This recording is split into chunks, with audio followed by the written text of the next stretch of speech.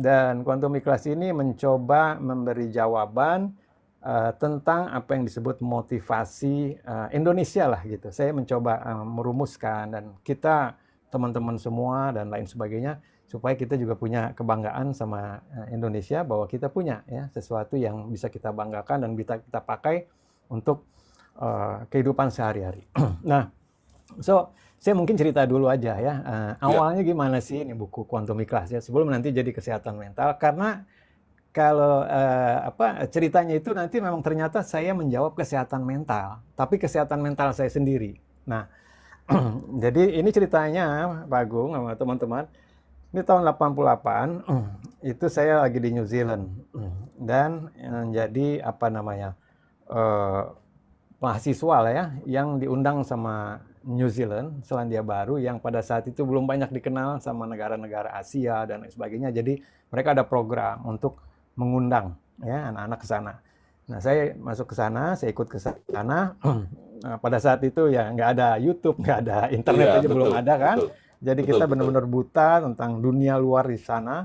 Eh, Nah, sehingga ketika saya ke sana, mulai beradaptasi dan mencoba beradaptasi terhadap kehidupan, itu kemudian saya mengalami apa yang disebut culture shock gitu ya. Culture Ya, shock ya, dari makanannya, dari bahasanya, dari semuanya gitu kan. Termasuk teman-teman, ini yang membuat kesehatan mental itu mulai bermasalah adalah ketika kita, bahasa sekarang sudah populer namanya overthinking ya.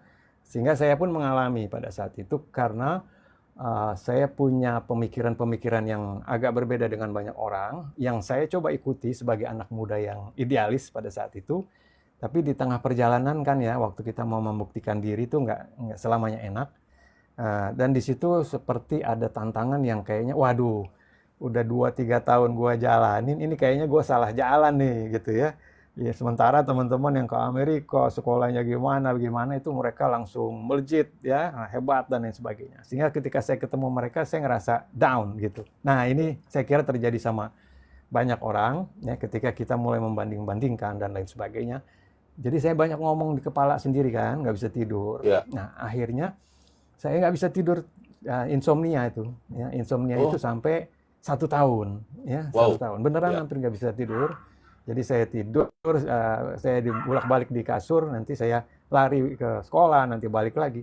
Nah, saya nggak bisa tidur sampai kemudian saya, apa ya, pikiran saya itu kayak keluar dari diri saya, marah gitu ya. Saya bisa ngomong sama pikiran saya sendiri, bisa diskusi, dan bukan diskusi, bisa ribut gitu ya.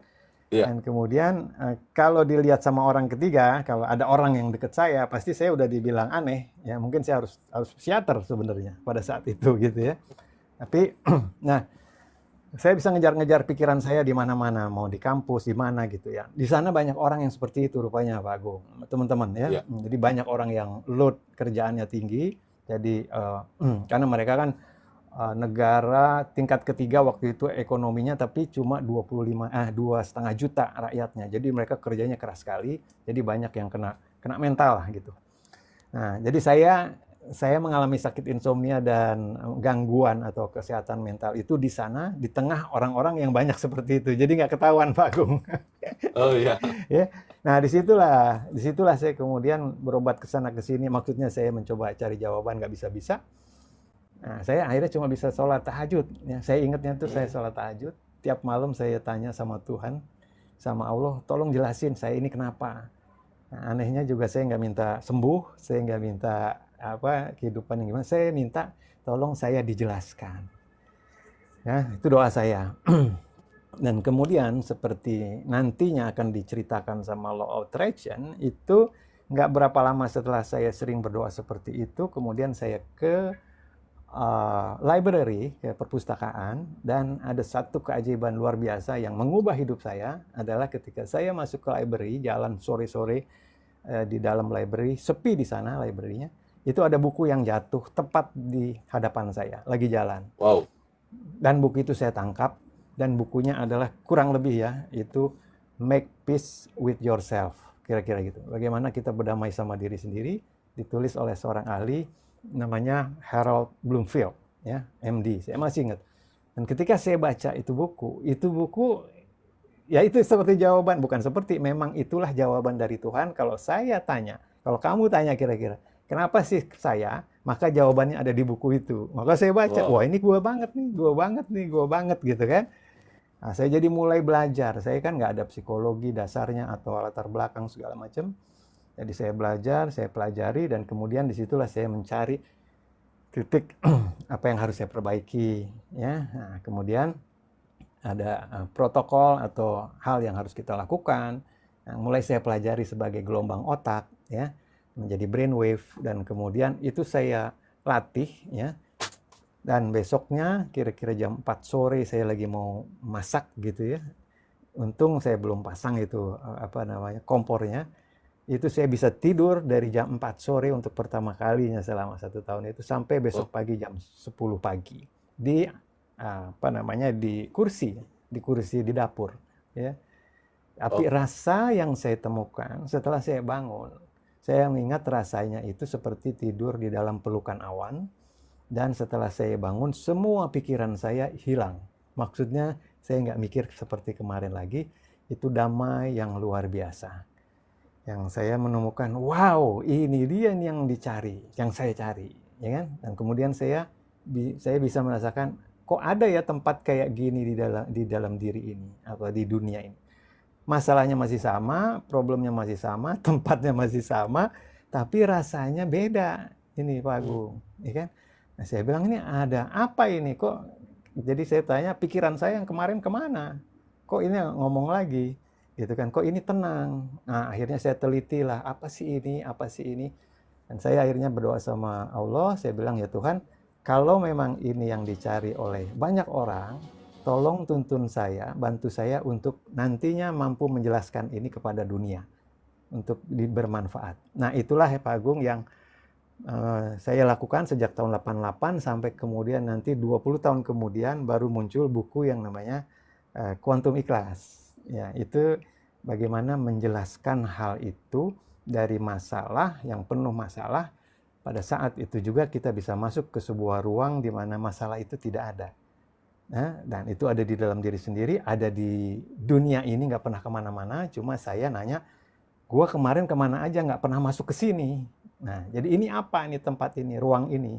Nah, itulah yang kemudian saya tekunin, atau saya coba cari penjelasannya, yang kemudian saya tangkap itu sebagai kuantum. Ya, quantum field, daerah kuantum, wilayah kuantum yang juga ada bersamaan dengan dunia yang nyata, yang realitas sehari-hari.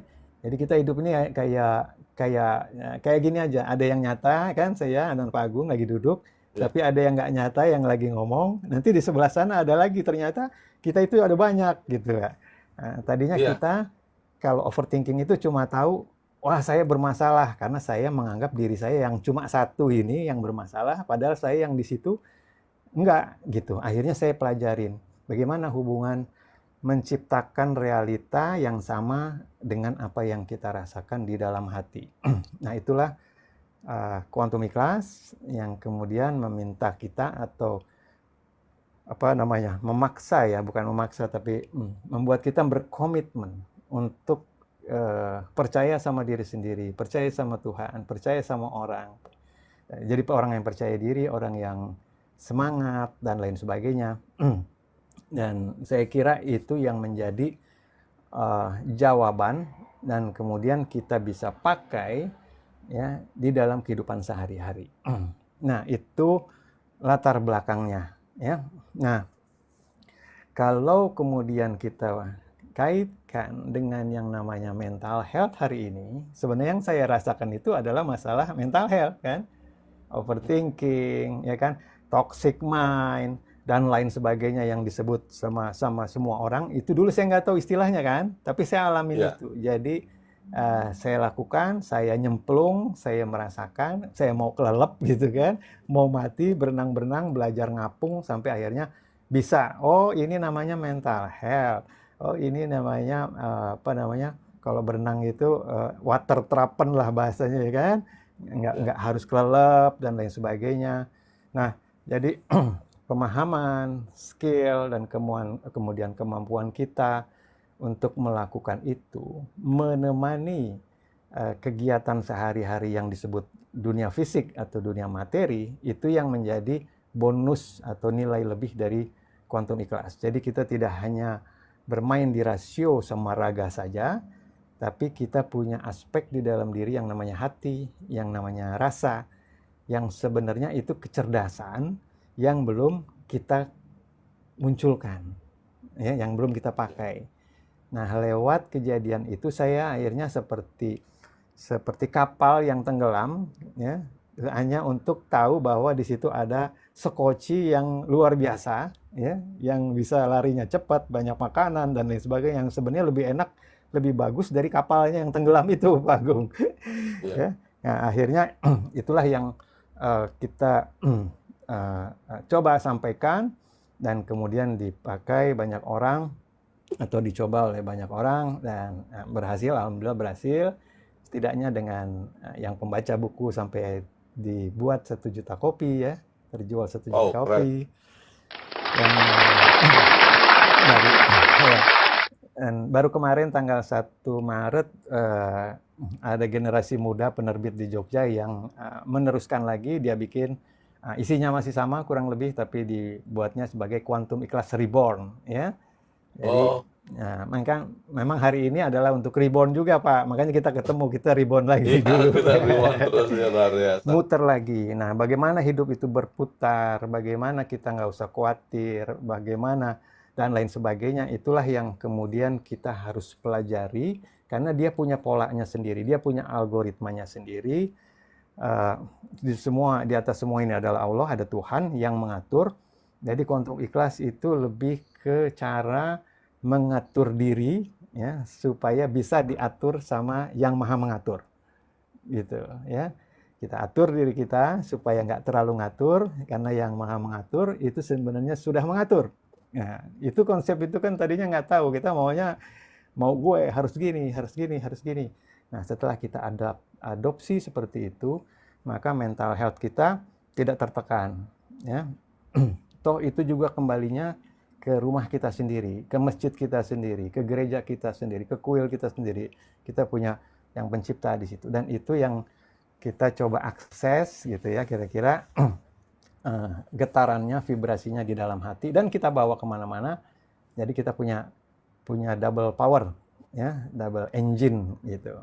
Nah, kira-kira gitu. Jadi ada yang diberesin, nanti kuantum ikhlas itu kalau mobil itu ada mesinnya yang dibesarin, cc-nya, ya, karena kalau mobilnya keren tapi cc-nya kecil, maka ketika bebannya bertambah, dia keren tapi nggak bisa kenceng larinya. Itu banyak problem, itu satu. Yang kedua, kalau dia mobilnya bisa kenceng, tapi nanti pernya kaku, ya, nggak empuk, maka kemudian hidup itu kayak ajrut-ajrutan bahasanya, kan. Gimana sih naik turun, capek juga ini, gitu kan, ngos-ngosan, deg-degan dan lain sebagainya. Jadi pernya kita betulin sehingga dia tidak mengganggu dan dia nyaman dikendari. Jadi hidup ini jadi nyaman. Nah, yang ketiga juga remnya, kapan kita bisa ngerem, tidak ngegas terus, ya. Ternyata, ya, ketika kita ngerem, ternyata yang ngegas itu ada di dalam diri kita. Ada Tuhan yang nanti akan mengakselerasi percepatannya, ya. Dan yang terakhir, ketika kita kenali diri kita seperti ini, ada yang disebut otomasinya, ya. Ada algoritma di dalam diri yang akhirnya kita baca, dia mengatur kehidupan kita, ya. Dan setelah kita percayakan itu semua kepada diri kita, kepada Tuhan yang bisa kita akses lewat hati kita, maka kemudian bertemulah fenomena yang disebut banyaknya sinkronisitas atau kebetulan, ya. Jadi banyak, ya, kalau dulu harus usaha kiri kanan depan belakang naik turun jedat-jedot gitu, sekarang baru mau keluar, yang kita mau ada di depan, gitu kan. Yang baru kita pikirin, dia nelpon duluan, gitu. Yang kita nggak mau juga dia mencong, jalannya nggak jadi ketemu kita, dan lain sebagainya. Itu kita pahami sendiri, ya. Jadi akhirnya kita tahu, wow, luar biasa ya pengaturan yang Maha Kuasa. Nah, kita serahkan lagi, kita tenang lagi, kita happy lagi, kita mainkan lagi. Akhirnya kemudian kita bisa sehat mentalnya, dan juga sehat lahir batin, ya. Di pekerjaan kita happy, di lingkungan kita happy, tubuh kita juga. Alhamdulillah nih Pak Agung, saya nggak pernah ke dokter, ya. nggak punya dokter, nggak punya catatan medis, masih alhamdulillah nggak ada yang bermasalah.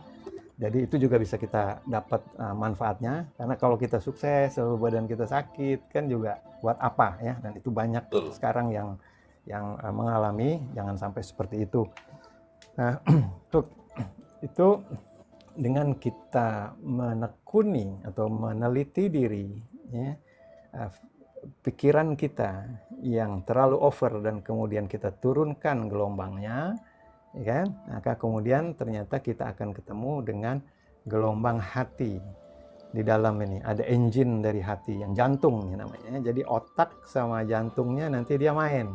Kalau tadinya jantungnya ketinggalan, otaknya jalan terus gini. Nah, jantungnya nanti jantungan ngikutin otak yang gini. Nah, gini. Nah, tapi lama-lama setelah itu kita akhirnya bisa punya double engine lah gitu, ya. Kapan harus ngotot kita tahu, ngototnya juga sambil ketawa-ketawa gitu kan. Nah, kemudian kalau kapan kita harus ngelepas, jadi kapan ngegas, kapan kita ngelepas, kita bisa mainkan hidup ini, diri kita dan keadaan. Ya, jadi seperti kita pakai remote control, ya, dari jarak jauh gitu. Sebelum kejadian kita sudah berdoa, kita tanamkan keyakinan dan kemudian dia muncul. Nah, itu aja. Kemudian kalau itu sudah menjadi kebiasaan, maka kita sebenarnya sudah shifting, ya. Jadi kalau dulunya kita pakai telepon itu harus pakai koin, zaman dulu Pak Agung, ya, zaman pakai koin, Ya, kan. betul. Maka kemudian Betul, kita koin. mulai pakai GSM, SMS. Maka kemudian sekarang kita punya gadget yang luar biasa. Kita seperti itu. Tadinya kita cuma pakai fitur-fitur terbatas. Nah, setelah kita tekuni diri kita, apa sih fitur yang lainnya nih yang akan muncul? Maka kemudian kita menemukan, oh ternyata aku punya WiFi juga, ya. Jadi apa yang ada di mobil itu bisa ada di kita. Apa yang ada di gadget kita itu ada di kita. Kita mencoba dengan teknologi yang ada ini, akhirnya kita memahamin, wow, luar biasa sekali, ya, kita semua.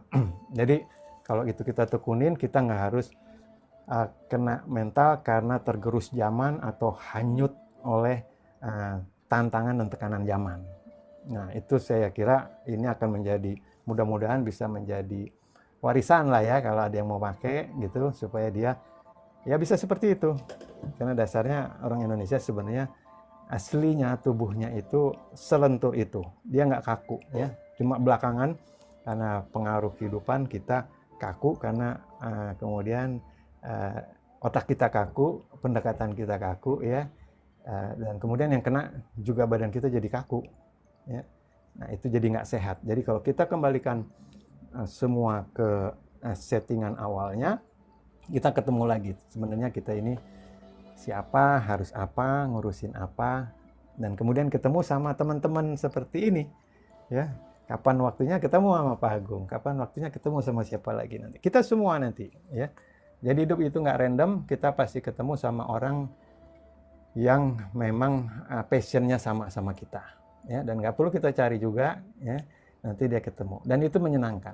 Jadi kita nggak khawatir kalau kita ke Aceh, mau ke Papua, atau mau ke mana, ke India, kita nongkrong aja sebentar ketemu, wah ini kayaknya satu frekuensi dan lain sebagainya.